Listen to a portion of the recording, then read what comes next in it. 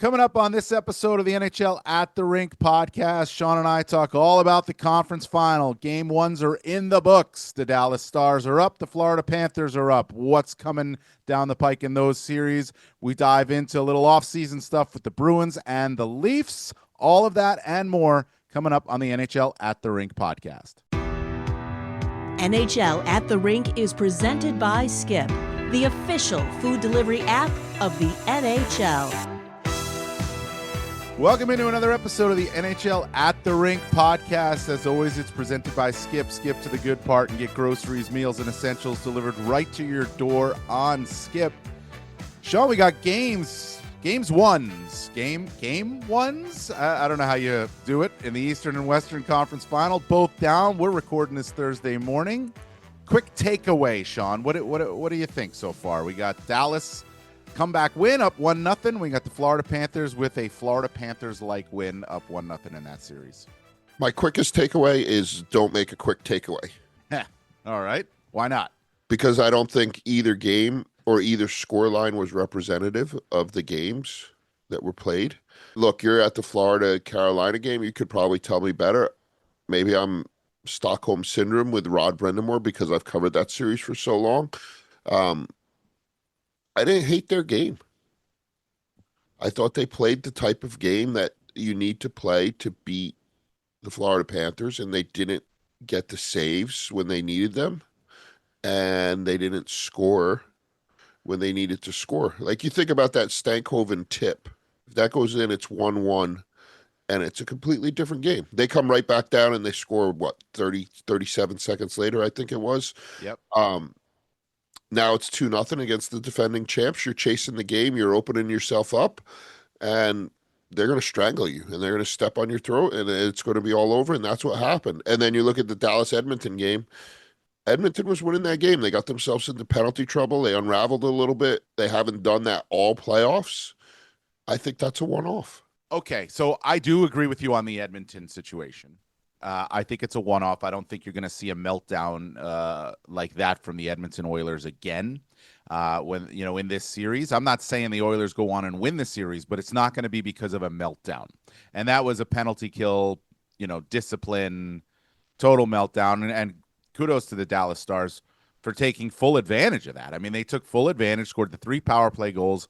Started off with Miro Heiskanen, who, by the way, his return to the Stars lineup has been so essential to it is essential to their success, will continue to be essential to their success. And it's a biggest difference in this series might just be that Miro Heiskanen is back playing and Matthias Ekholm is not. I honestly think that could be just a huge swing in the Stars' favor. But I'll agree with you in that if that series goes on, and I think it goes deep, it's not going to be because immaturity or meltdowns that Edmonton loses. It's just going to be because Dallas plays better, and that's that. In regards to game one of the Carolina-Florida series, Sean, you covered it. You just said exactly what you just said. They played a strong enough game to win. They didn't get the saves when they needed, and they couldn't score when they needed. We've seen this before, right? I mean, we've seen this before. And so here's my point on this. I never felt in that game, covering that game in the building, that the Carolina Hurricanes had a chance to win the game. And they didn't get blown out. 5-2 is indicative of how the game went, I think, but it wasn't a blowout 5-2. I just never thought that they were in control. Finally, when they started to, push a little bit, it was 3-1. They're chasing the game a little bit more, so you expect a little bit of a push. I thought Florida was in control. I thought Florida was able to exit the zone well. I thought that they were able to find space through the middle of the ice. And yes, the shot attempts, the shots on goal, they all favor the Carolina Hurricanes, as they typically do. But again, they didn't connect. They didn't finish. They didn't get the saves when they needed to get. And they never seemed like they were able to, at any point, seize control and have a legit comeback chance in that game. And that is a problem, and it's the narrative that is carried on with the Carolina Hurricanes, particularly against the Florida Panthers. Maybe this one was a little bit different from the other 4 games that they played in the 2023 series, because those were all 1-goal games, and game 1 was a 4 overtime game. That's different, but I just never felt that Carolina was a threat to win that game. It is the same narrative, right? They can't score enough to put away a Florida team that's really well coached and really well positioned, right? They've done everything that Carolina's trying to do. They understand what it takes. Carolina's still trying to figure it out. And I also think it took Carolina a little while to get into the fray. All right, it had been 6 days since they had played. You can't replicate that. And here comes Toronto sky high after Game 7, frolicking in the pool at their hotel on the 24 hours they have off. They're still in complete game mode, right? They're still fresh from playing Game 7. Everything is familiar to them. It's that 2-day grind, right? That you get into the playoffs and you don't even think, you just go. And Carolina didn't have that because they had been off for so long, because they had been so efficient in the first 2 rounds, winning each series in 5 games. Florida came in rolling, right? I mean, and I think that does make a difference at the start of games, but it has to make a difference for Carolina later on in the game. And obviously it couldn't make a difference because the Hurricanes are not built for a 3-goal comeback. They're barely built for a 2-goal comeback. They're built to be a team that when they get ahead, they clamp you down. They pressure all over the ice. They will just destroy anything you want to do. And that's why, and I understand it's like the cliche of how important it is to get a lead in a game, right? And those questions sometimes get asked, and the answers are always the same. Well, you always want to get a lead, but game's not over if you give up the first goal, right? It's so important for the Carolina Hurricanes to get a lead in Game 2 tonight here where I am in Raleigh at Lenovo Center, because the last thing this team wants to do is have to chase the game against the Florida Panthers, who are a team that plays similar, not exactly the same, similar to the way they do. So they know what it is. They would expect the pressure to be on them, the constant forecheck, the heavy hitting, the bang in the ball. Like you go back for a puck, you turn, bang, a guy's in your face. That's the game. But if Florida has to chase it, it's different, just as if Carolina has to chase it. So I do think that old cliche of it's important to get a lead, it really does matter for the Carolina Hurricanes to come back and make this a 1-1 series, because let's be honest, if this goes 2-0 and it goes back to Florida, the narrative is already there. I wrote about it. Imagine that, though, right, Sean? This would now be 14 consecutive losses in the conference final. Take away 2009. You could take away 2019 if you want to as well, because that Carolina team, if you remember, was just like, oh my God, we're in the conference final, right? I mean, and they were completely overmatched by the Boston Bruins in that conference final. But 2023 matters. It's the same team, same core, same coaches. It's only a couple of years. And now you go down 2-0 to the same team going back into their building, and this team that you're playing is better, and now it's got a championship medal to them. That's about the worst position you could possibly ask for if you're the Hurricanes. It's essential they get a lead in Game 2, and that's how they'll win the game, by getting a lead, and they can now play their game. I think they just need to feel good. Like, I don't even know that they need the lead per se. Certainly it would help. I think they need to feel good about their game. I think they need to feel like they have the upper hand, and sometimes bounces happen, and you can overcome that. I don't know that they ever felt good about their game. What I did like is Rod didn't chase Game 1. He didn't load up. He didn't wear his guys down. Like, he kind of hoped they came back, but he wasn't going to sacrifice a bunch of pieces to try and make it look cosmetic. He kept everybody relatively fresh. He needs to find an answer on defense. Scott Morrow is not the answer. That's a big problem for them. Now, we'll find out soon. By the time you listen to this, we might have the answer. But I'll be shocked if Jalen Chatfield isn't in the lineup for Game 2. He's been skating. He had a full participant in the morning skate the other day. He skated with the extras on Wednesday. They don't have a morning skate today, but my guess is he'll be on the ice at some point this morning, as we're recording this before I go, by the way, to the arena. But you're right. Nikishin in game 5 against Washington was not the answer. That guy's going to be really good, but not yet. Like, that's a really, really hard spot to put him in. And in that game, yeah, okay, he hit Ovechkin at one point. He had a shot on goal, but he nearly cost them a goal that was overturned because of offside, but it was his fault that the goal was scored. And you can't, if you're Rod Brind'Amour, forget that just because the goal was overturned, because 20 seconds earlier they entered the zone a step ahead of the puck, right? And Scott Morrow, the goal that AJ Greer scores, it's a great rush goal, terrific play by Niko Mikkola. By the way, Niko Mikkola is the most fun name to say in the league. Morrow's the back. He's the one guy back.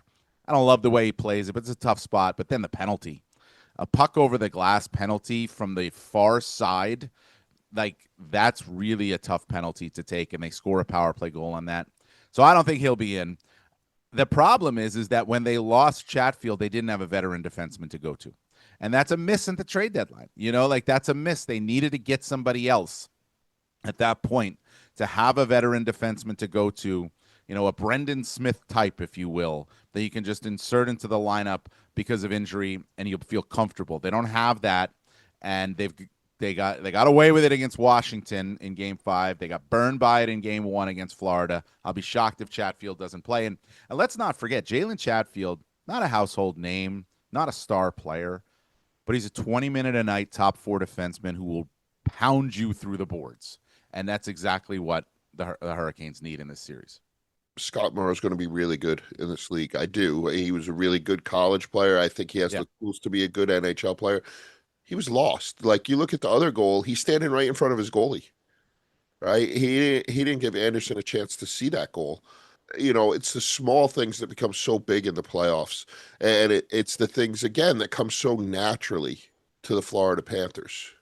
It seems like every time you look at them and there's a 50-50 puck, they're winning it.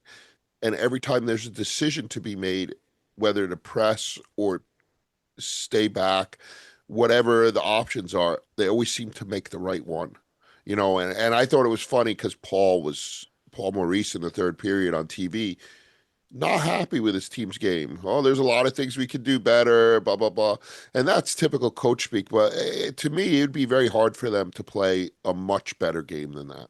Well, he said after the game, I didn't love our game tonight, but I understood it. Not sure I understand what that means, but but the next day I asked him. So yesterday I asked him, I said, you didn't love your game. What about it? Whatever. He goes, it looked better on video than it did live to me in person. And I think there's an understanding, he certainly has to have it, and the team has to have it, that when you play the Carolina Hurricanes, your game's never going to look great. It's very, very rare that your game is going to look exactly the way you want it to. They're really good at taking you out of the game plan that you want to be able to play. But that's why you have to take advantage of the opportunities that they give you. We talked about that in the Washington series. If you don't take advantage of those chances that the Hurricanes give you, you're not going to get very many of them. So it's going to be a problem. Florida took advantage of the chances that the Hurricanes gave them in game 1, and the Hurricanes did not take advantage of the chances that the Panthers gave them in game 1. And that's the difference in the game, but also a big difference in the game, Sean. And it's amazing how narratives change, because Freddie Anderson comes into this series with an unbelievable save percentage. Best goalie in the playoffs through the first 2 rounds. A high danger save percentage that's the best in the league at .923. Allowed 1 goal on 31 high danger shots on goal that he faced in the Washington series. He gave up 3 on 5 shots. 5 high danger shots in game 1. And the shot from distance, Bennett's shot from distance on the power play, was the first goal from long distance that he's given up in the playoffs. We can talk all we want about capitalizing on chances, killing penalties, getting to your game, getting a lead. If Freddie Anderson's not better in game 2, forget about it. We spend every series talking about the big guys. Barkov, Tkachuk, Verhaeghe, on the other side, Aho, all those guys. Svechnikov. Yeah, all those guys who did the damage. Yeah. Their third and fourth line, Marchand, their third and fourth line is just eating people up. That's the thing. Like, you almost feel good about your game. You're like, wow, Matthew Tkachuk, he was almost invisible, right? Like, I didn't see much out of him. Barkov, we kind of contained him. Verhage gets the opening goal and complete luck, right? That puck rolls up on him. That's the only way he gets it under the bar. If that puck's flat, he puts it right into Anderson's chest. They did a decent job against their top six. Florida's bottom six ate them up. Yeah, and their D. Yeah. Ekblad scores. Mikkola makes that nice play, right? I mean, yeah, and their D eats them up. And Verhage's goal, you're right. Like the puck gets up on him a little bit, and it's a terrific shot as a result. But it's a great play. Like Orlov is kind of caught in the triangle there with Barkov, Tkachuk, and Verhage, and Verhage's got all kinds of space there to make a play. That can't happen. And that's the other thing too, from the Carolina perspective. Their penalty kill, which was just terrific in the first two rounds, wasn't in game one. Like you said about Edmonton, and we do got to get to that Edmonton-Dallas series, but like you said about Edmonton, you don't expect the meltdown like that again. I don't expect the Hurricanes penalty kill to be as easy to play against in going on in this series as it was in game one. That to me is as much of a one-off as the Edmonton Oilers meltdown in game one of their series against Dallas. I think the biggest thing for me with Carolina is I'm worried about their mental state, which I'm really surprised, I would say, about a Rod Brind'Amour team, because that dude don't sweat anything. He doesn't care. He's got ice water in his veins, and he's seen it all. But at times, maybe it's the opponent, maybe it's how frustrating they are. They seem fragile, right? And understandably so. Like, at this point, you're like, what do I have to do to beat this team? So it comes down to tonight, like you said, it's going to be really, really important. But then again, and then you look at the other series, and I think it's the other way around, right? Like, Edmonton knows. They went to Game 7 of the Stanley Cup Final. They erased a 3-0 deficit to get there. That's the part everybody forgets about that series, right? Oh, it went to Game 7. It only went to Game 7 because Edmonton didn't blink at 3-0. They didn't blink at 3-1. They didn't blink at 3-2. So now they're down 1-0. Are you worried about the Edmonton Oilers? No. Not worried about them. I don't forget that series went 3-0. I don't think you forget that series went 3-0 and then went to Game 7. Little bit of extra travel on the body on that one. But no, I don't worry about the Edmonton Oilers. Look, I mean, McDavid and Draisaitl were flying last night. They were buzzing all over the place. Their depth is really, really strong. And it's a big narrative change for the Oilers that now all of a sudden they've got the depth, right? And the depth has come through for them in the first two rounds. And I would expect it at times to come through for them against the Dallas Stars too. I know what Stuart Skinner is saying when he says we let our guard down. This is exactly what he said after the game. We let our guard down for 5 or 6 minutes. I get that.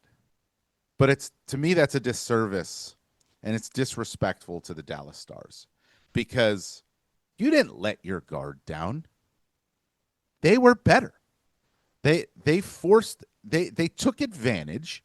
You may have lost your discipline a little bit, and then the Stars just they were just dominant at that point. You could feel the momentum swing on Heiskanen goal, and then it just kept rolling.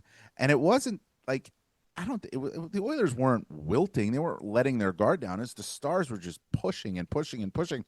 I guess it's it depends on which way you want to look at it, but Sean, the reason I picked the Dallas Stars in this series kind of showed up a little bit in game one. Miro Heiskanen factor, I mentioned it before, is so important. He's back. He's playing 25, 26 minutes again. He scores the goal that gets them back in it. He makes such terrific defensive plays. I forget who it was on, and right after it, there was a hooking penalty on Liam Bichsel. But Miro Heiskanen basically shut down a 2-on-1 rush at some point, just with his positioning and his stick positioning. That's how good he's just so good in all areas. And his return for the Stars, then you add in that fact that Matthias Ekholm is not there for the Oilers. It's such a swing. And the swing also counts on the penalty kill versus the power play, the Oilers penalty kill versus the Stars power play. If you look at it going into game one, the Stars were 30.8% on the power play in the playoffs so far. The Oilers on the PK were 66.7%. So are we really surprised that the Dallas Stars came back in this game on their power play against the Oilers penalty kill with Stuart Skinner in net?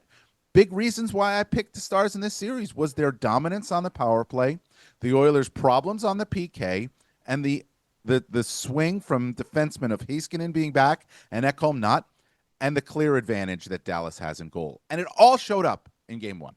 Well, it certainly did, and the dominance in goal is almost undeniable, right? Like, look, Stuart Skinner was really good against Vegas when he came back.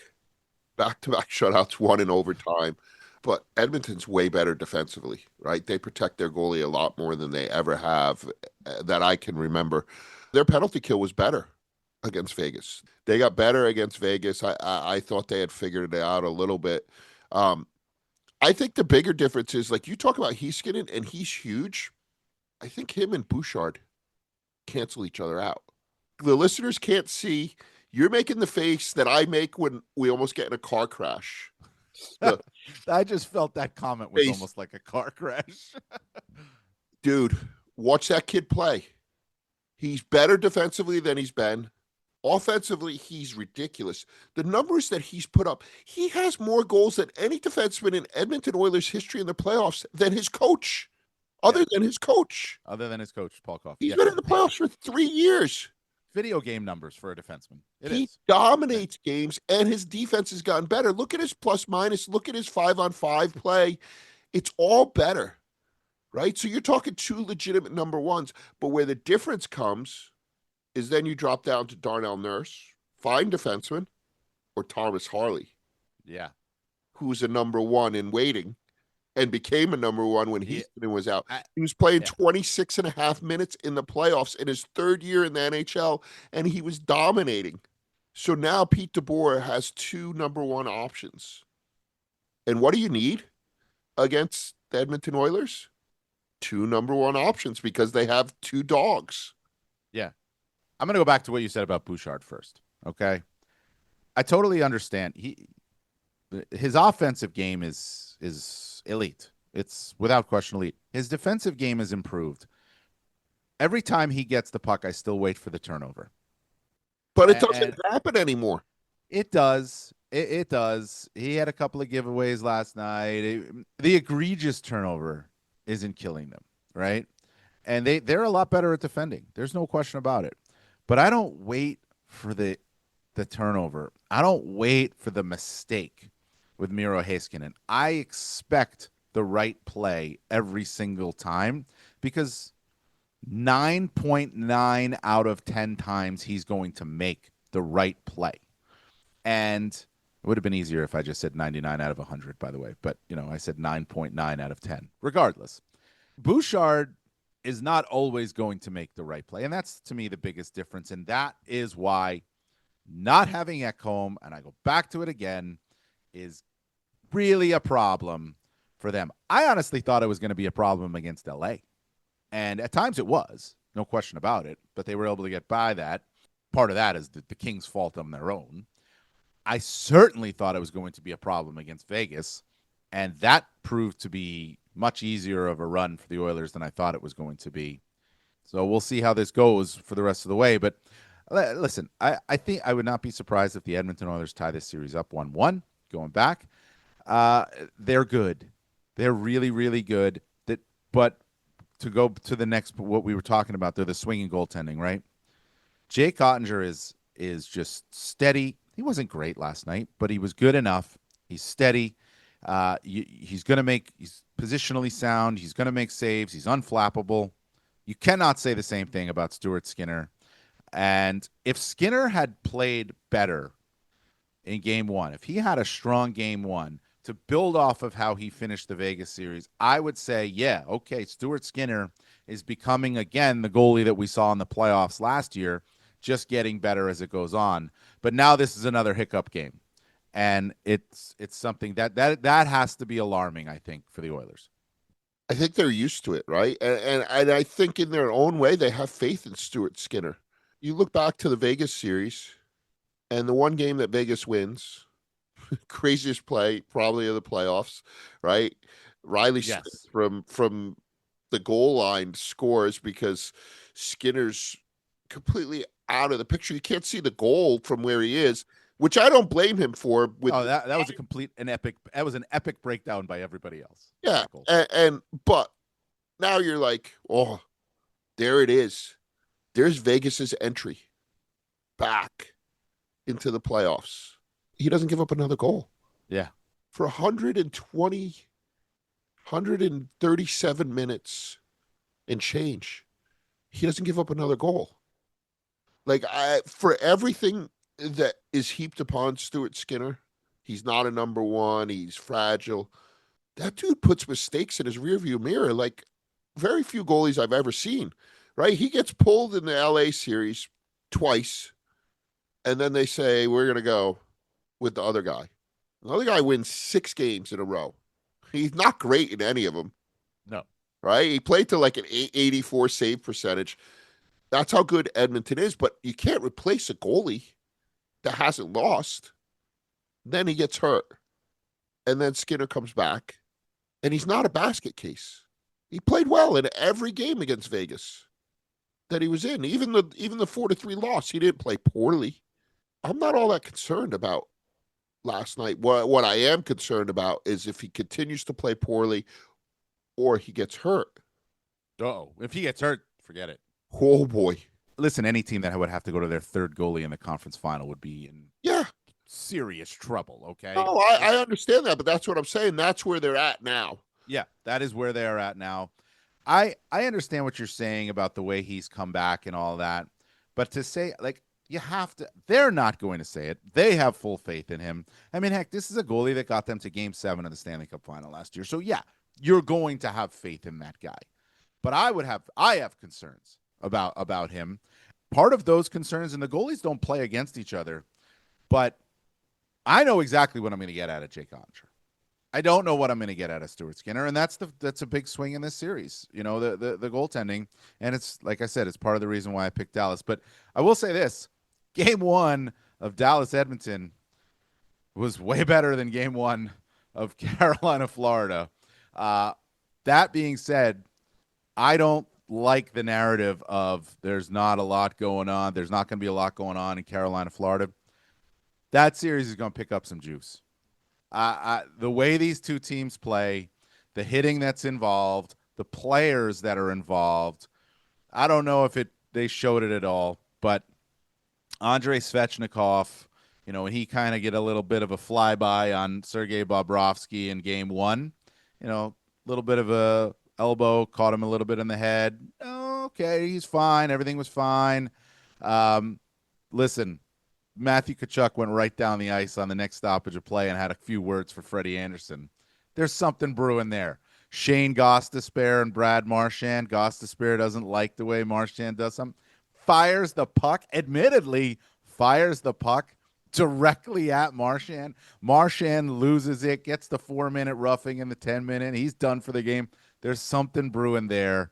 There will be juice that picks up. There will be a lot that picks up here in Raleigh tonight at Game 2 that we will be talking about, you know, writing about, and certainly when we do the podcast next week, depending on where this series is and how it goes, we'll be talking about it. There's going to be some things that are happening. These two teams don't like each other, but they respect each other. But I think there's a bit of a dislike on both sides. They've played each other enough to have that.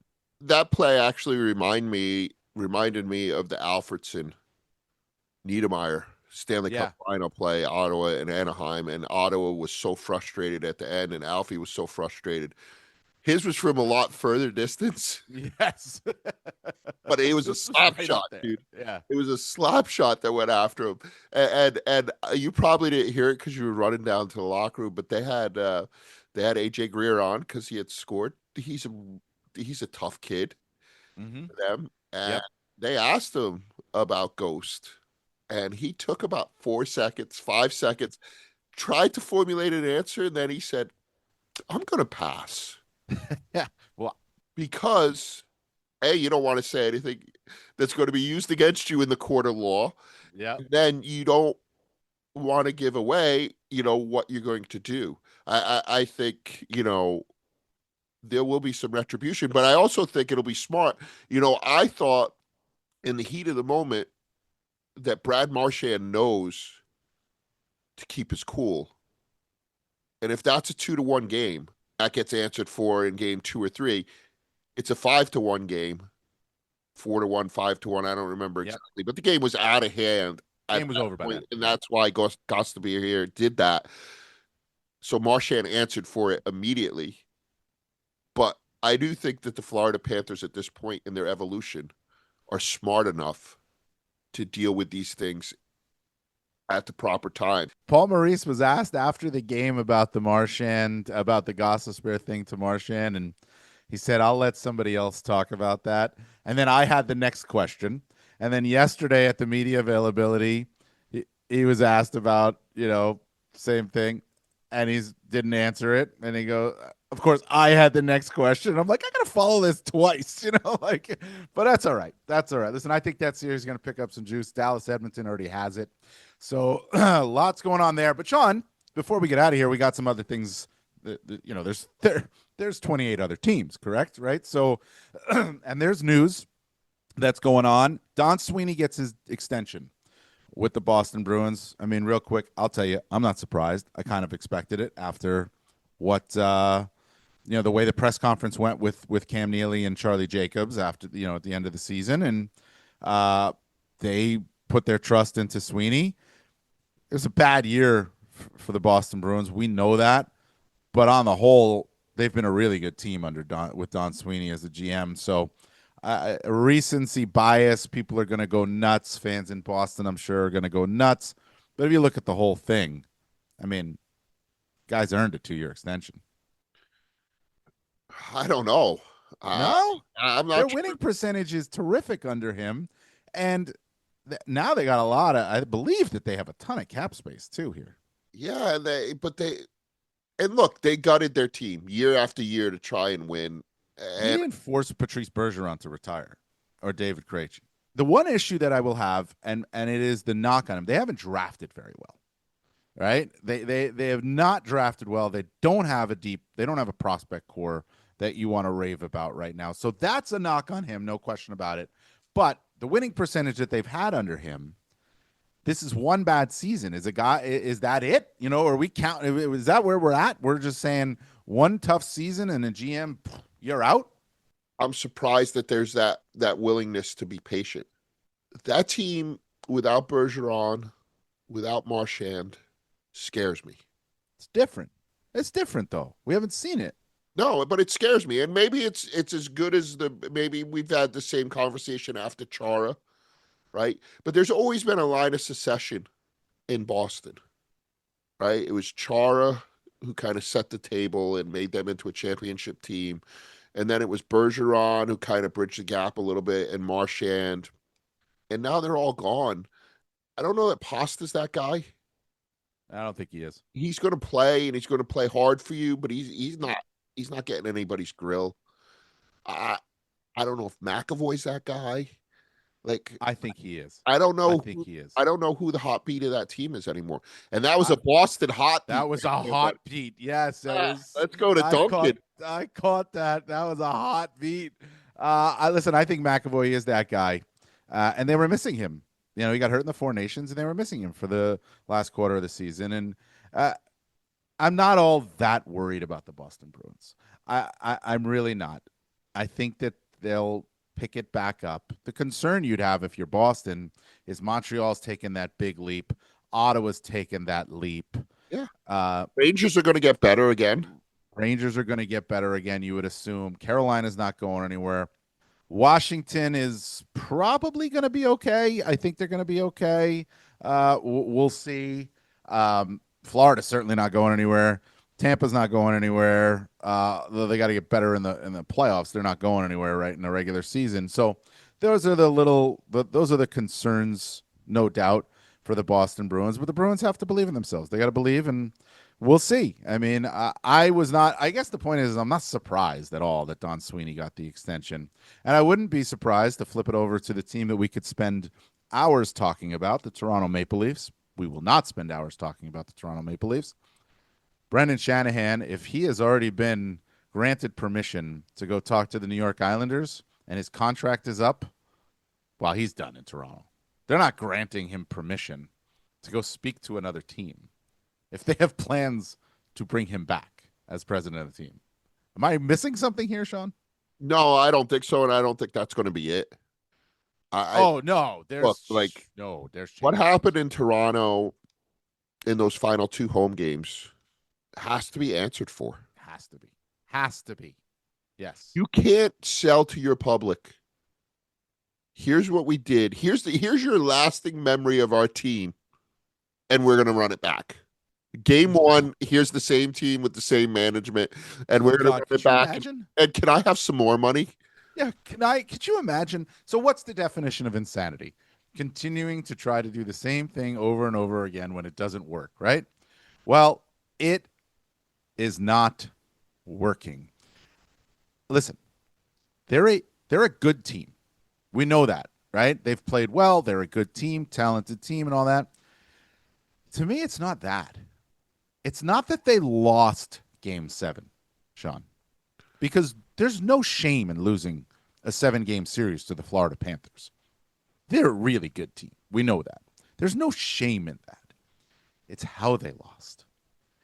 They come back and play a mature, responsible road game in game 6 to get back on this thing and get this game 7 at home.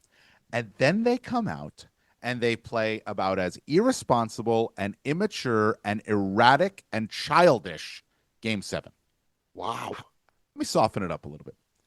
They did not play a mature game. It was not a responsible game. The way they played in game 6, if they could have brought that game to game 7, they might have been, they might have won that. But it didn't happen. And it's that type of game has happened too often for this team. It's why you can't run it back. I would argue that they did bring that game to game 7. And then Florida scored. And then Florida scored again. And then that game went out the window. Then the game went out. Because their dreams were dying again. Yeah. Yeah. I think at some point you have PTSD. Craig Berube doesn't have PTSD. No. And he's like, oh, I like this team. I thought that they were going to do it. Well, that's because he doesn't have the mental experiences of everybody else on that team that's like, oh no, come on, dude, not again. Right. And I think the one thing that might have bothered me the most wasn't even the game. It wasn't even losing. It's just the way that it's almost okay. Right. There's never anybody that stands up and says, no, it's not. Like, I'm going to throw a tantrum. Yeah. Right. And Mitch Marner threw a tantrum and he's being crucified for it. And that really bothers me because there's all these other players in our game who've thrown tantrums. McDavid in the playoffs in the Stanley Cup final last year. Finally, Connor McDavid's a leader now. He showed his leadership. But Mitch Marner does it, and oh, what a baby. Yeah. Well, listen. So the funniest thing to me about this narrative with the Leafs now is I've heard this multiple times. Well, they can't sign Marner. He's gone. They should offer Tavares. The only way he's coming back is if he takes the most team-friendly deal possible. But it wouldn't be, why don't you just move on from the two of them, and then you sign Marchand and Bennett, and it changes everything. Why would Marchand and Bennett sign there? Why would they do that? Why would Brad Marchand has gone to Florida, and it's like everybody else, he's like, this is great. This is unbelievable down here. I don't know if he's going to sign with Florida, but this is great. Sam Bennett has he's turned his entire career around by going to Florida, and obviously public enemy number 1 in Toronto, but like he's just, I mean, it's a great place to live. It's a great place to play. The team's good. The franchise is terrific. All these. Why would these two guys just say, nah, you know what? Yeah, we're going to go to Toronto. We'll be the ones to solve this because the games that we play. Why would they do that? Yeah, those are the types of players you want to go get. Sure, that's fine. But why would they do it? I don't understand it. Every great player believes he's the missing piece. Eh, Why did players go to the Boston Red Sox for years and years? And the players who went and beat the Yankees after being down 3-0, they were all heroes. yeah, you need that in your life, though. If you're Brad Marchand, you need that in your life if you're Sam Bennett. It's an awful nice feather in your cap, and they're both Canadians, no? I know, but they're Stanley Cup champions. They're not chasing the Stanley Cup. Oh, but when you can do that, when you can end that kind of drought, You think Marner is back with the No. Leafs? No. No, I don't think he is. What about Tavares? I think he needs to go somewhere else. I think I do too. he needs to go somewhere else, and he'll be somewhere else. Tavares. You think he's back? No, I don't. We just talked about it. They got to change. Yeah. They got to change. They got to get new blood in there. I think Berube's going to want his guys in there. And I'm not saying that Tavares isn't his guy. Tavares is a great player. I think they need new guys, and I think they need Berube type of guys, and he's going to really push hard. And there's going to be a bit of a vacuum, right? If what we're talking about with Shanahan leaving and everything else that's going on, there's going to be some power struggles, and it'll be interesting to see who comes out and who gets the final say. But I would be surprised if Tavares comes back. Well, we could spend an entire podcast on the Leafs, but we're not going to do it. We could keep going. We're not going to do it because we're done with them. They're done. There'll be news for another day. We do have the conference finals going on. Game ones are games one, game. I still can't do it, Sean. We finished where we started. Yeah, we're finishing where we started. Just like a good story, full circle here. But this was fun, and I can't wait to get to the arena for game two tonight because I definitely, like we talked about, it's going to be some juice, and there's game two in Dallas on Friday. The series keep going. And we'll keep going. We'll be back next week. Can't wait.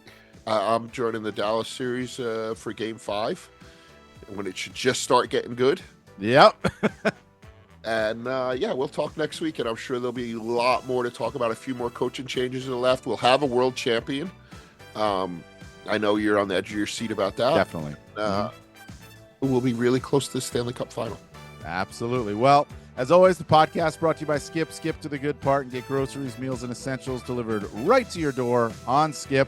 Enjoy the hockey.